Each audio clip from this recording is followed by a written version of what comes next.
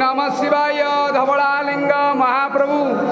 आज शुभ बुधवार समस्त भक्त मानंकर मंगल करिब धवलालिंग महाप्रभु निसंतान संतान प्रदान कर रोगिणा रोग मुक्त कर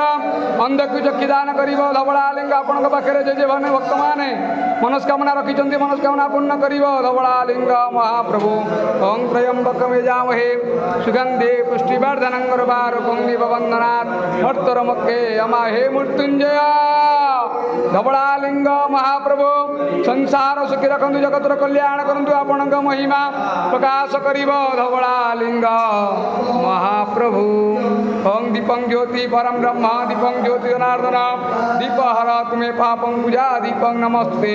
ओं शुभतु करतु कल्याणं आरोग्यं सुख संपदा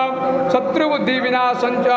शुभम दीप नम धवलेश्वर गवाना विख्यात आनंद कुमार हरि बोल जय बाबा धवलेश्वर महाप्रभु।